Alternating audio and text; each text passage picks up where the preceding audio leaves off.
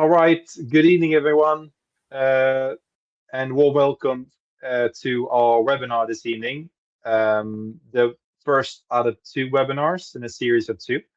The next one will be on the 6th of April in about 2 weeks. I'm Victor Van Saboyen, founder of Yacht-Match, and together with Angela Fustein today, we will be hosting this short but hopefully very informative webinar in English. So if anyone wants to stop and say, hello, I didn't understand that, then of course I can translate and convert to Swedish. And we will give it another 1 minute or 2 minutes to see if everyone is able to log in. We will be recording this webinar as well, and we will be sharing it for later use as well, together with some FAQ material and some other brochures that Angela will follow up with and send to you later. I have, as you can see, you have in your webinar, you have a little chat function on the side, and we would really welcome you to write in that chat function anything you have in questions, and we will mediate those questions at the end of the webinar. So please feel free to write there, and we will take note of your questions, and we will answer those questions to our best of our knowledge at the end of the webinar. Furthermore, please let us know if anything is technical problems, if you don't hear as well, or if something got missed, or something like that. Please also write them in the chat so we can see you there. So let's give it another minute, and then we'll start with the webinar. That will take about 40 minutes to 45 minutes, and then hopefully we'll save as much time at the end for Q&A, for questions and answers. So maybe you can give yourself a little short introduction as well, Angela. I think some of them already know you.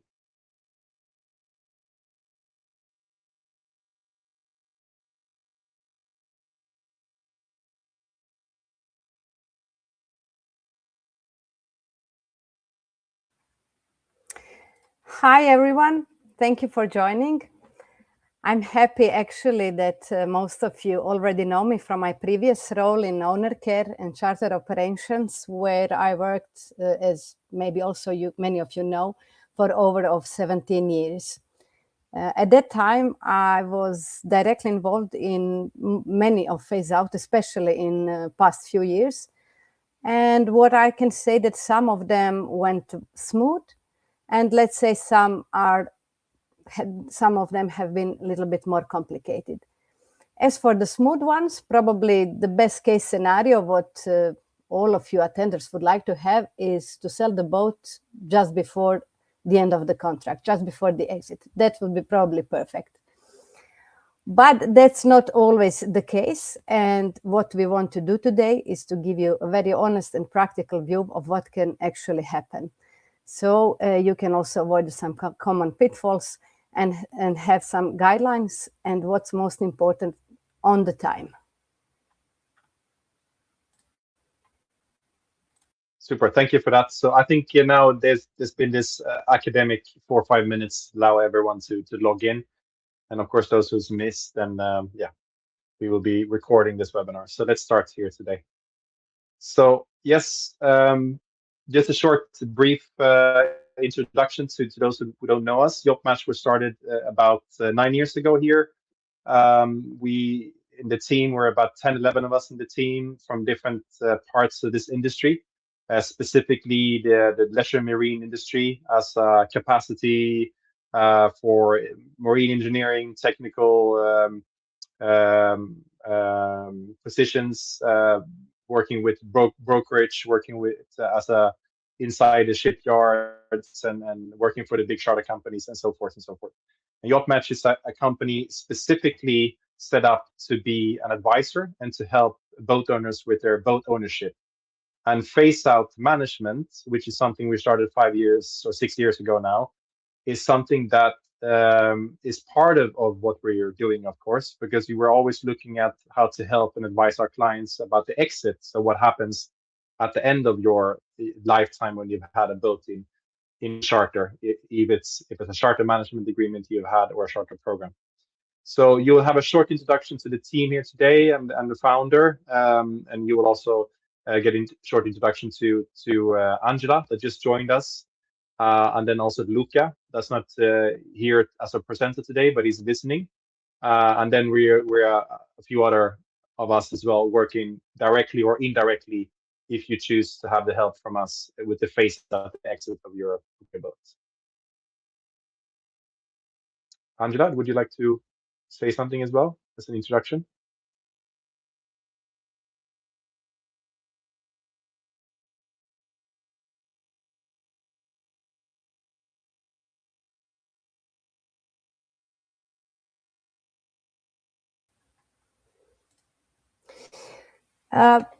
Like mentioned, have you heard me before when I was talking? I wasn't sure if my microphone was muted. Now we hear you. Oh, okay. And before? Nope. You didn't hear me before talking? Yes, in the introduction we did, but now we hear you well. Okay, I'm sorry. All right. When it comes to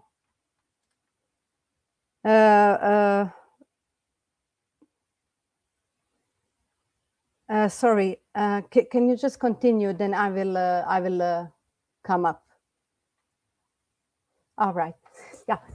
For joining the Yacht-Match, just at this stage now, after 17 years of experience, so what I can really add up to is the phase-out, which I was very closely working in past years. And it really does take some time in advance to anticipate.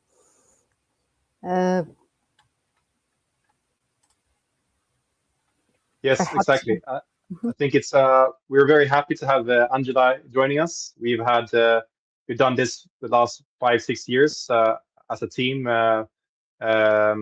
figuring this out and trying to perfect it. And Luca has been invaluable in this case as a marine engineer and naval architect as well. It's good to have him leading the project to look at the technical side of a survey and to follow up, and then having Daria, one of our team members as well, which is have more than 20 years of experience from the charter management side and the brokerage side, and that side to help clients when they're going into an extended life, basically continuing their charter management. And then we've also been very fortunate with the rigorous phase that we do to make sure that the boat has a good provenance and people feel really they feel trust when they look at the boat that we have presented online when we broker. So we have had very good success rate as well to sell the boats we have taken in for brokerage at the highest resale price as well. But I think the most important thing that we want to relay here today is to talk about what the agenda has, which is what the phase-out actually really means, and the 5 hidden risk areas, and also comparing Europe versus Caribbean and the timing. And then briefly talk about the case study that we have and the value created in this case study. The webinar number 2 in 2 weeks' time will go into more in-depth about creating value in the residual value of your boat and comparing selling your boat compared to charter operations and what you should think about and what could be a beneficial structure for you. And then also the importance of an independent survey in the handover and how to manage that from not just at the end in the 30 days, but for the whole year. So yeah, so let's move on a little bit then, I would say. Can I just add something, Victor? Sorry. Yeah. Yeah. So I would like to say that in past years, I actually already known Victor and Luca, as they've been from outside already representing some of the cases. So even in the past, we used to really work in a good way of cooperating and supporting. And probably most of you, maybe you didn't know that what I will going to do in the future, but once I was thinking that the next step is logical for me, where I can be again of the assistance. And this is what I concluded, that with Yacht-Match, with Luca, with Victor, Daria also on board on charter management, that we can really do a great team and support for exit and phase out process. It doesn't have to be only thinking on the X company, but overall that we can really match up really good and provide this support. Yeah, thank you for that. Yeah, we're very happy for having Angela joining. It's adding on to the knowledge we have, the experience we have, the network we have of trusted partners as well. But like Angela just mentioned, Angela has been the person representing as a care owner and client concierge at one of the big charter companies. So obviously we've been working very closely with her together with the clients. But also that's only one. We of course also help other boat owners from different fleets around the world. And it's always a challenge. That's why it takes some time to make sure that you set everything up in a very structured way, in a project-led way. That's how we do it, and we will of course go into detail about how we work like that. But it's Phase-Out it's not just one single event. It's a long process. It's a process that involves the technical handover. It's a process that involves the financial reconciliation. It's a contractual closure, and it's the operational transition as well. And this is where we've learned from day one that we want to help the boat owners to understand their options and to keep their options open, and to give that not just a sense of relief that they have someone working for them and for their best of interest, but also to give them actually value in the end if they want to sell their boat, take home their boat, or continue in charter. So it's all about creating a value creation in the end. Okay, so let's move on to the next slide here. So this is what I just briefly mentioned. It's not just one single event that we're looking at here. It's a process that takes some time. It's in the contracts. It normally says that it's about 180 days before the actual event of the exit of the boat. But it's something that you have to process yourself. You have to make decisions, and you have to, of course, know what you want. And to know what you want, you need to investigate what options there are in the market. And this is something that we help you with. So what we're showing you here now are the basic components of the 4 dimensions of the Phase-Out, but it's also about what you can do to create that value for that continuation for you in the next stage. So this is briefly mentioning the 4 dimensions. You will have way more information in the next webinar, and you will also have a handout that Angela will share with you with a more in-depth brochure as well. Would you like to add something to this, Angela? Yeah, just to add that something that I have seen for some times, and maybe more of the times, is that owners are often surprised with actual condition of the yacht, also with opened maintenance items, or sometimes there are obvious differences in expectations versus reality. And this is not because someone did anything wrong, but just because the process was not structured properly. Most of owners, what they will do in the last year, they will book probably owner week at the beginning of the season, check the yacht after the winter service, and think, yeah, it's great. And then maybe you will still come by the end of the season, but then it's what it is. And then you realize it's just a short period of the time to get everything done. And then it starts actually when it's already late, anticipating also the bases will close for a period of the time, pretty similar in Mediterranean or the Caribbean, but we will come to that point. Exactly. This is what we always say, that the Phase-Out should be planned. It should not be reacted to.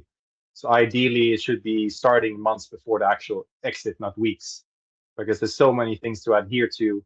And it's not always a very linear process. It's things that we investigate and find out together with you, and we need to make up the time.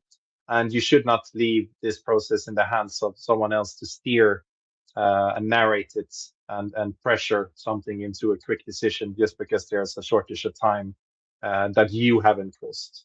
So it's very important that what Angela just mentioned. Okay, so let's. This is an important slide. I think it's nice for you to see as well that you have a good overview of what this is. We are talking about the 5 hidden risks here. which is the first one is the technical condition gaps. The second one is the contractual misunderstandings. Third one is the financial leakages. Fourth one is the timing misalignment. And the fifth one is the lack of independent representation on your side. So I'd like to briefly go through these step by step. And of course, in the webinar number 2, and also later in private meetings together with you individually, we will go through what that means and actually point to case studies and where we've helped clients in these. I think it's about almost 15 or 16 different boats we've helped now over the few years we work with this. So Angela, if you'd like to start with the first one, the technical condition, please.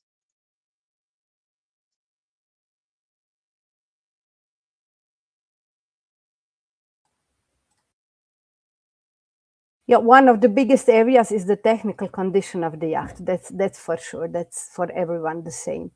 After the years in charter, what is normal? It is wear and tear.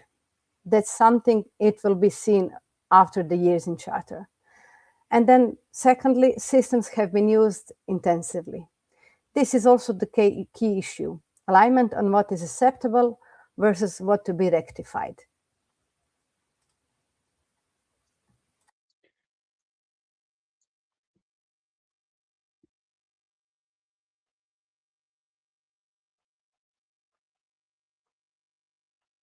Yeah, sorry for that.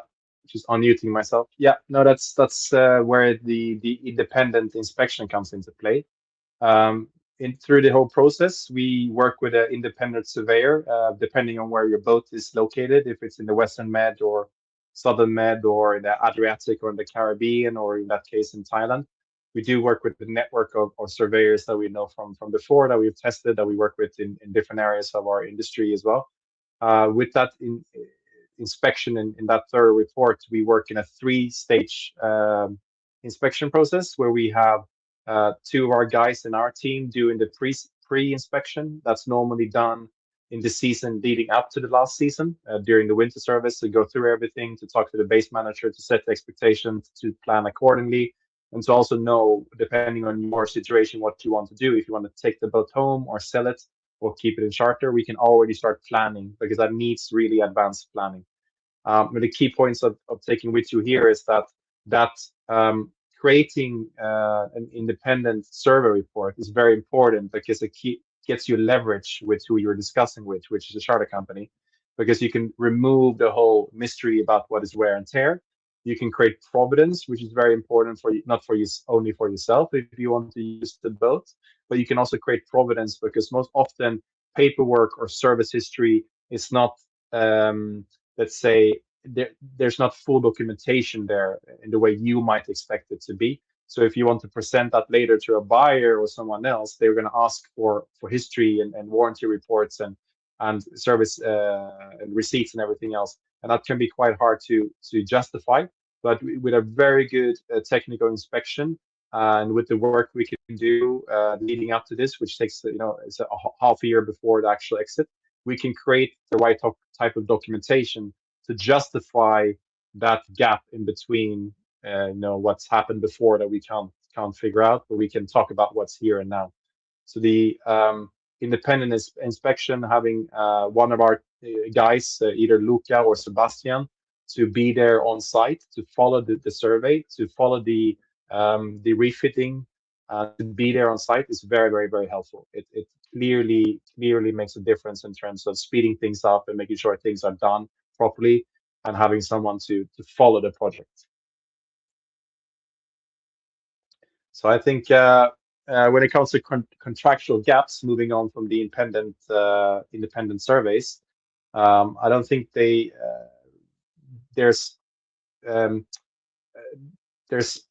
a certain type of knowledge that you have about the contracts, and also a certain type of knowledge about how in practical terms means when you have to deliver on what's dealt in the contract.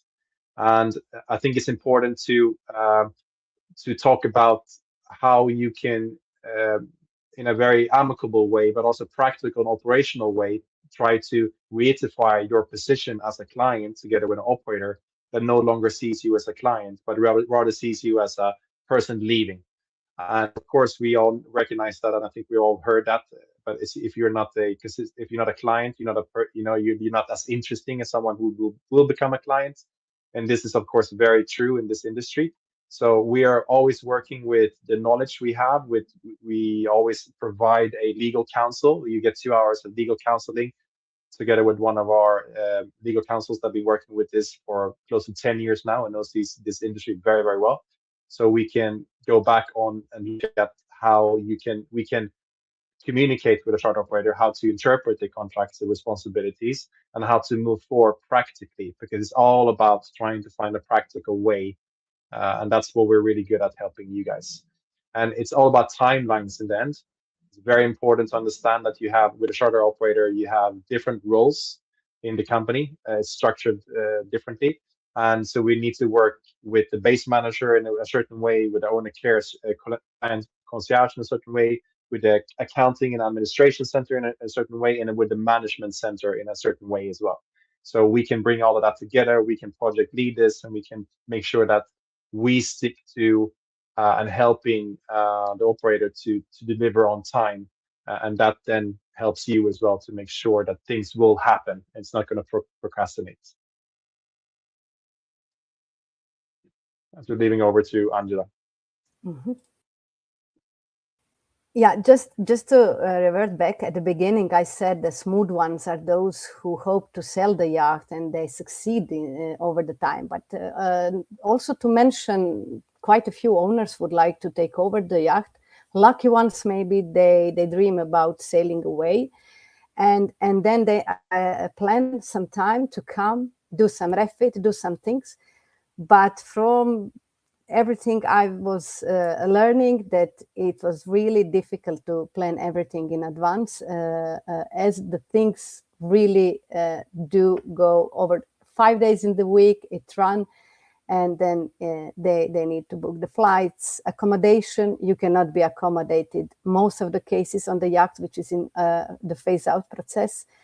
And when you put it all together, as having someone being in between, it's always probably the fastest, actually fast track, if I may say, comparing to what you think it will go as fast, but at the end it doesn't go so well. Yeah, we see that. I think leading on to the next one, which is the financial leakage, it goes hand in hand with the contractual misalignments, let's say, because not many owners actually revisit their contracts. And even if they see the contracts are written in a way in the past, which sometimes is impossible for the operations today, in practical terms, how they're set up to actually deliver on. So there will be, for example, very defined phase-out clauses on what should be done and who should be doing it. But if you're not actually on this case and reinstating this, the base manager won't be reading this, or might not be aware of this, what type of special clause you have, or what type of contract you have, how you interpret it, or how the phase-out should be done in practical terms. So it's very important that's you're visiting the contract and you know how to communicate that to make sure that it actually benefits you in time-wise.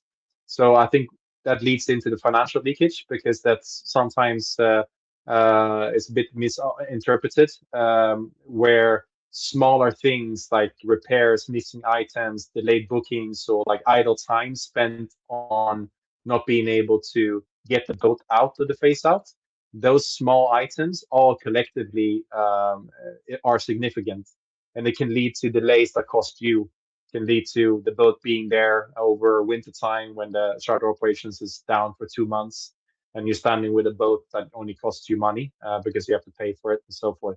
So the planning is key here, and it's about you understanding what we need to do to practically look at solutions rather than being right or wrong. Let's just say like that's most of the case.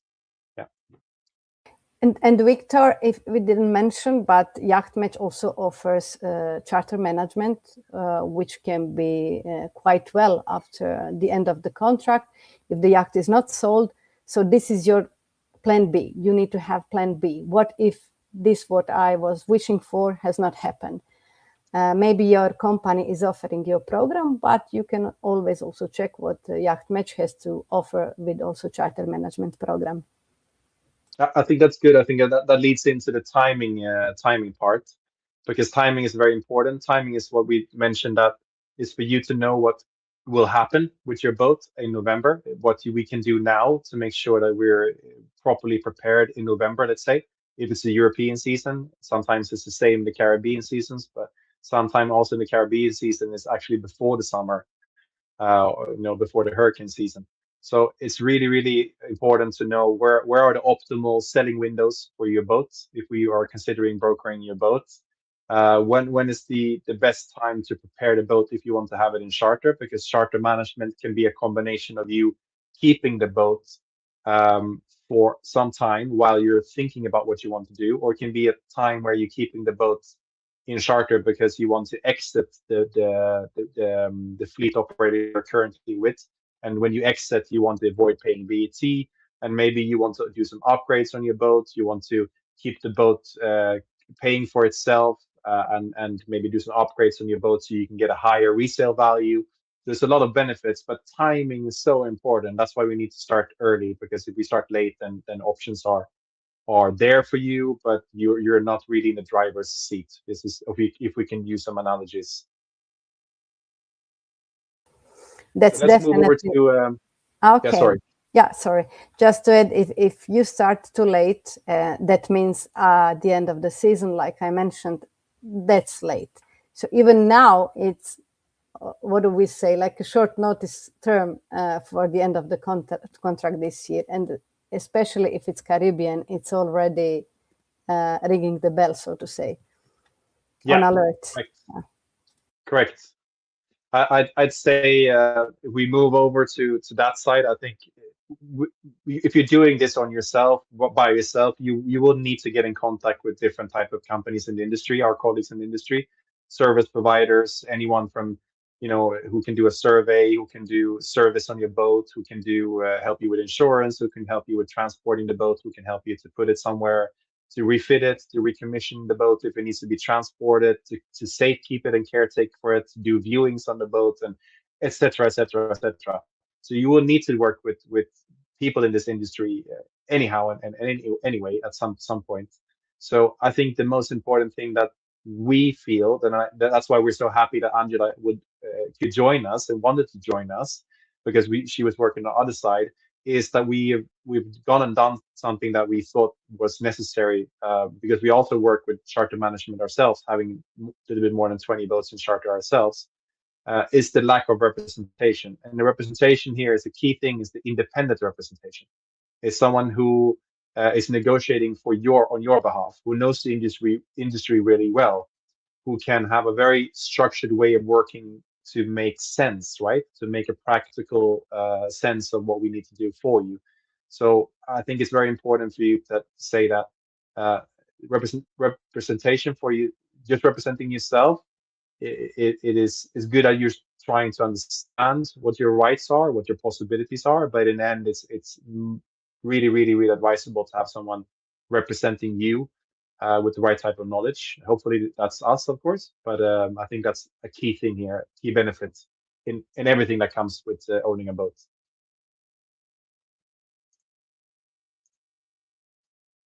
So this is the slide here, yeah. And this is of course arbitrary, but I think that if you have been there, or if this is your first boat exiting, or you're stuck somewhere with exit, you will see the pitfalls with trying to negotiate everything on yourself. You will see that these charter companies are incentivized. The most base managers have a tight budget, of course, and they're working on that budget and to keep maintenance costs low.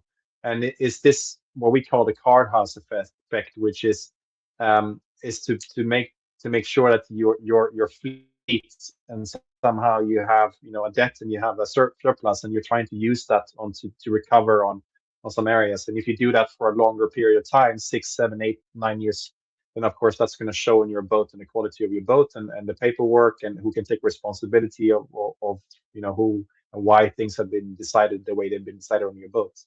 And so having a dedicated project manager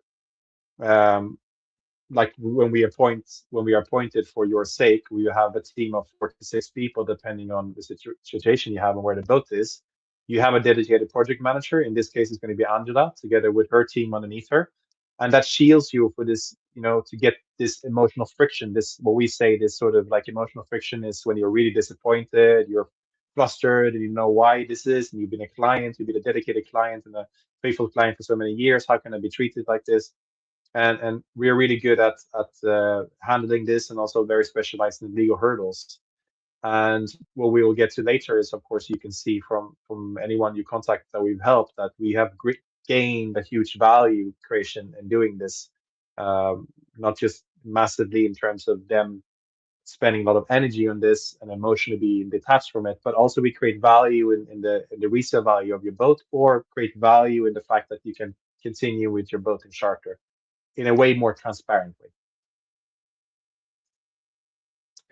Okay, this is now leading over to the. I see that you don't have many questions, so I'd like to ask you again that please feel free to ask questions in the chat, and we will take up those questions in the end.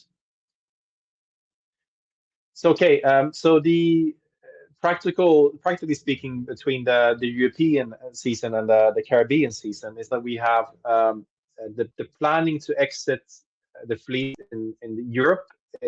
Ideally, we want that to start now. Why is that? Well, if you have the boat in Greece, Spain, or Croatia, for example, or Italy in that sense as well, this is the time now before the season starts where the boat has been going through its, let's say, last winter service. And the last winter service is a really good time for us to go with our guys, either Sebastian or Luca, to go and view the boat and to look at the past history and look at your what you've been promised as well, of course, and then look at the state of the actual winter service they've done on the last winter service. And the reason why that is very important is that most often it becomes a negotiation effect at the end of the season when the boat exits, because they will save a lot of things that they can negotiate on to keep you happy and say, okay, we'll do this, but this is normally part of the winter service, and you have to pay for that, and so forth. So we really try to get a good sense of what the boat quality, what status of the boat is. Sorry. To prepare the base, to get to talk about what is saved and why it's saved at the end, and then make sure that we can pressure them to also do a little bit extra on the last winter service. This also prepares the whole team. So if you're thinking about getting the boat into brokerage, we then know a little bit more about what we have coming when we want to sell the boat. So we can already pick the leads out. We will have a whole half year to figure out which leads can be interesting that we have in our database. And then when we go to the market, we will know as well what to present to you when we do the brokerage. If you want to go into charter management, is like even more important, because the charter management really needs to be planned ahead. The boat, we need to have a decision by September actually, if you want to continue the boat in charter. And the way we do the boat in charter is that we work with independent operators around the world that do the fleet operations of the boat, and we do the charter management and the central agency and the management of your boat. We can go into details about that later, but that needs to be decided in September to make sure that we have a good planning window to get the boat out in the market, to get the space for the boat, to transport the boat, marina, etc., etc. So spring, really important to start already now for the European season, and then for the Caribbean season, Angela, you can explain a little bit more about what it is. As for the Caribbean season is starting November, perhaps last 2 weeks of the October, but let's take it. It's the beginning of November. And it goes all the way till end of June. Then we all know it's the hurricane season, and plus there will be time off also for the base. Typically that will be August time. What happens if most of those timelines for you are by end of June, maybe end of July? It means that yacht should be out of the charter already early on time, and actually the planning would have to start specifically after the new year, or even at this point of time, allowing also yacht charter stop, even if it's still opened in the booking, and allowing the time to get the yacht ready, to be ready for the end of the date. Otherwise, it will go all the way to the October. And that means that the yacht will sit during the hurricane season. And then it will only add up if you go and check the yacht again after the hurricane season and being on stop. So that will make things perhaps even take more time to do the takeover.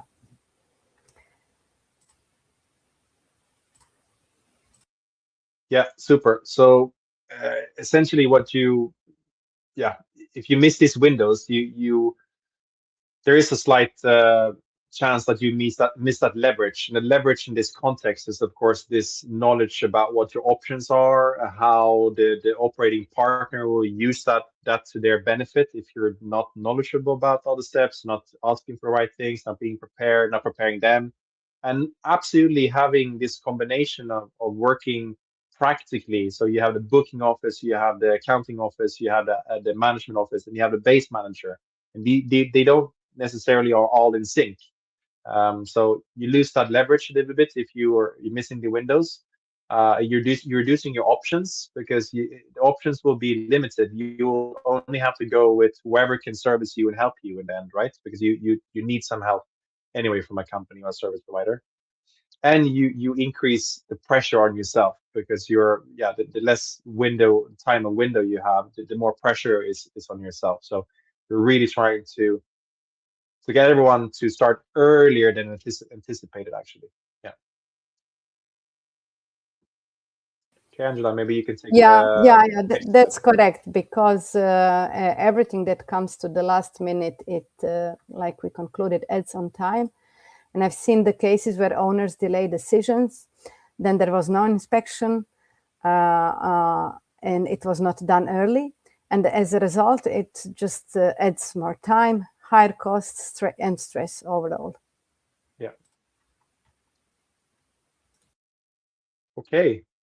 We're nearing the end here, guys. So we're just going to show you a little bit. This is, of course, a very old case study, but I think it's still worth re-mentioning because this is the first time we got the question, or I got the question. It was from Carolina and Magnus, who contacted me many years ago, and they said, well, we had very good time with you. You helped us and many boat owners and families in your time in Navigare.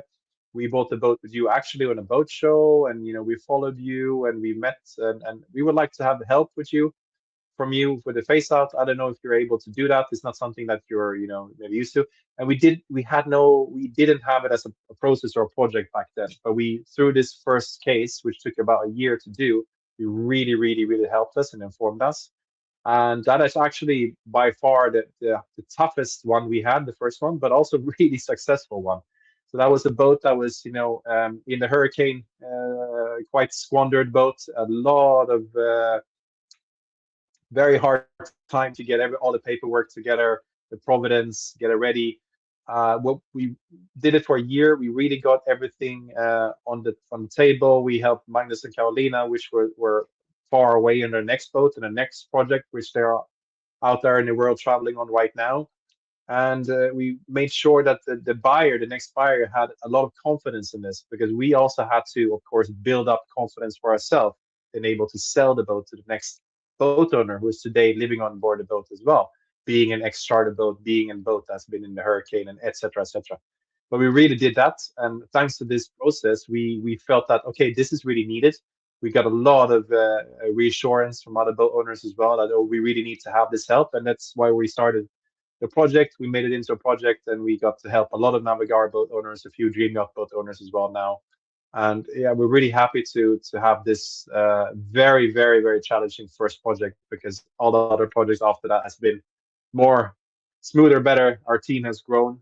But the most valuable thing here is not just what we've helped Carolina and Magnus to do, which is at ease and taking over the communication and helping them and everything else, but we really made sure we can sell the boat in the end, because it was very important for them to sell the boat because they were also buying a new boat, and we did that. I think for almost up to 40% more than the charter fleet operator, the company back then, was offering them to sell it on the market. So very successful story. Most of our stories when it's selling the boat has been very, very good. Even in the industry right now, which is very, very low, very not, it's very much the buyer's market, is to say like that. And there's a surplus of used boats and charter boats in the market. We're still doing very well, but because I really, really, really think it's due to the fact that we know a lot about the boats, and that creates a lot of trust for the buyer. So that's that's a little bit more on the case study, I would say. Or maybe Angela, you can go through this if you don't mind. Yes, of course. So this is why we have created something very simple, and actually it's a very good pack, so to say. You have the planning, timing as well, which we know is critical. Protect your value, whether you keep the boat, selling the boat, going into the charter. After 6-7 years in charter, you will need to add the value, but that only increases the yacht value itself. So it's something that you also need to anticipate. And then again, if you get an independent, how to say, it says advocate, but it's the service. You get a service where you can be updated and planned in advance with all the steps.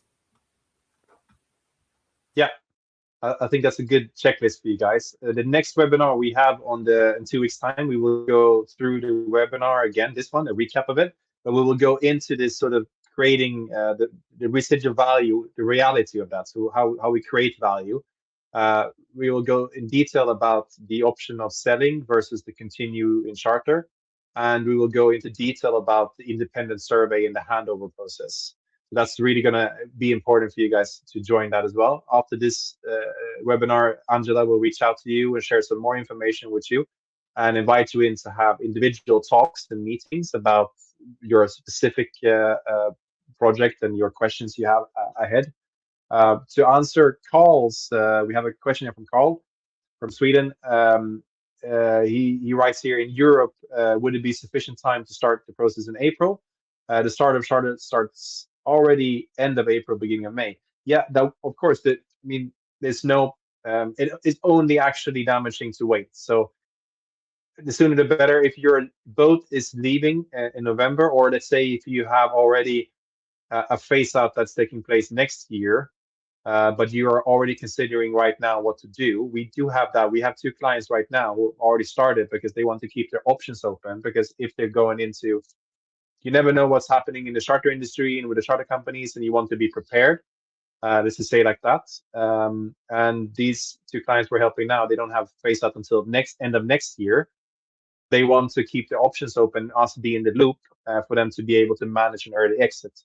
So for your boat call leaving this November, yes, we would like to go, first of all, and to mention what we done before, is to have one of our guys to go and see the boat, catch up on this, to Angela to project manage everything, to write out the timeline, to start talking about options that you want to do and compare those options for you. So I would say, to be realistically speaking, we starting now is normally the case between sort of now and April. Most of the clients that we help with exit in Europe now starts now. If I may add, better even early on time than late. If it's something that it's not yet there, but April, that's now is the time actually for this season. Yeah.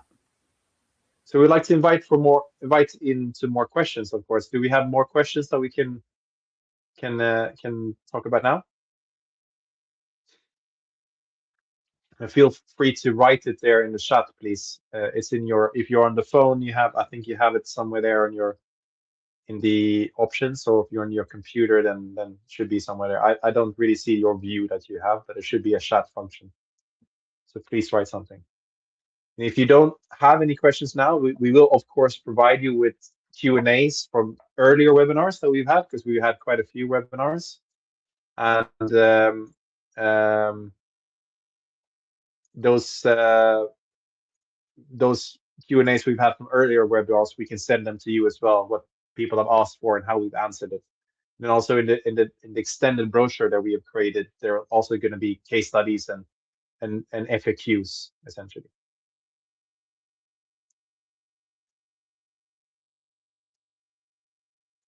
Okay, so if we don't have any questions, then I think we should round up, and thank everyone for attending this evening. There will be a recording of this that we will share as well.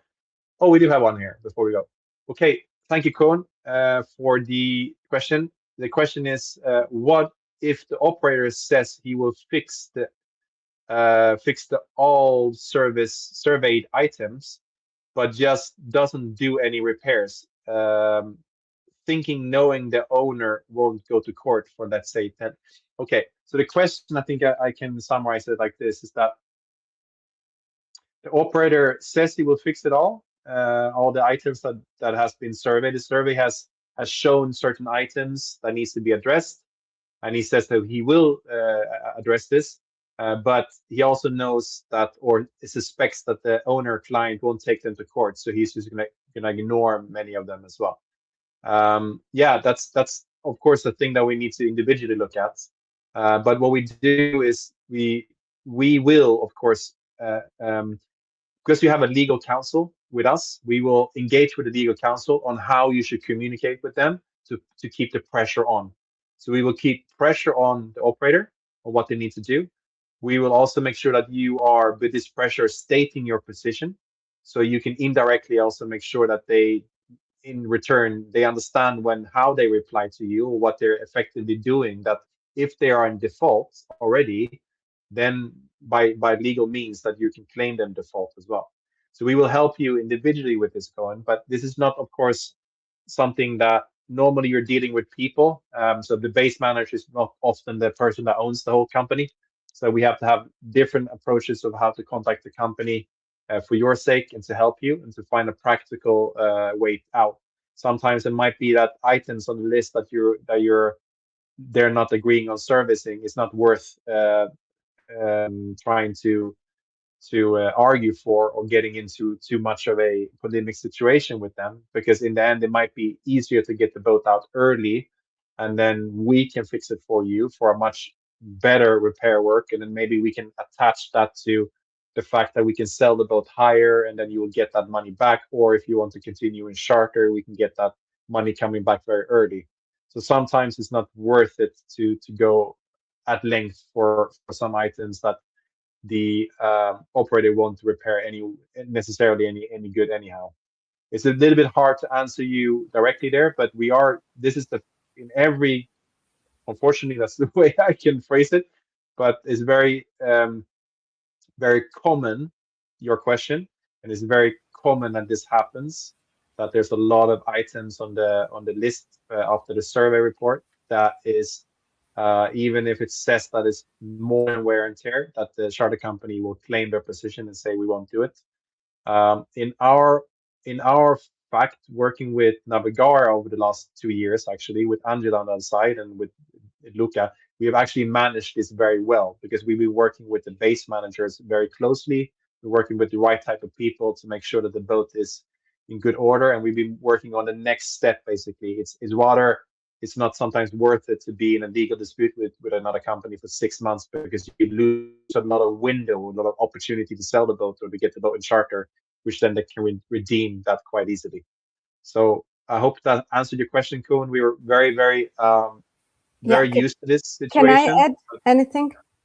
A second. So this is the probably the best example where the date is passed and the things are not done, and it's already half year past the date.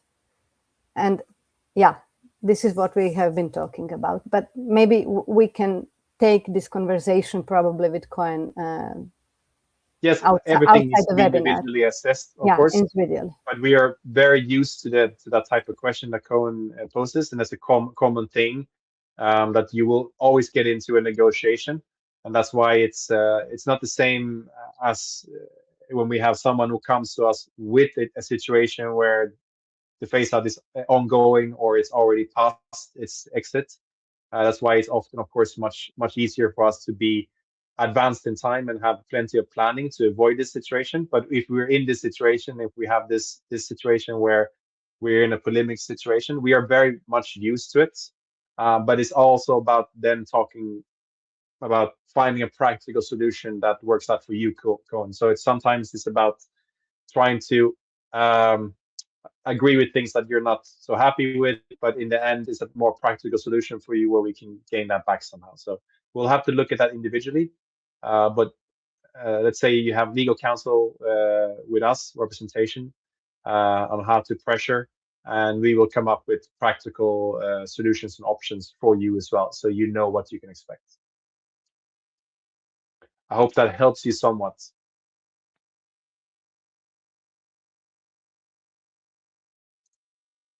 Okay, so yeah, thank you. Guys, we'll round up here now. We will stop the recording as well. And then Angela will reach out to each of you. Hopefully you can join the next webinar, because the next webinar will go into more detail. It's very valuable as well. It is in 2 weeks' time, same time on a Monday. And we will, of course, welcome to have individual meetings as well. Angela will reach out to you after this. So wishing you a lovely Monday evening here from Sweden. Thank you so much for participating, asking questions, and listening to us. And greetings also from Croatia. Thank you very much, guys. Thank you. See you. Take care. Take care.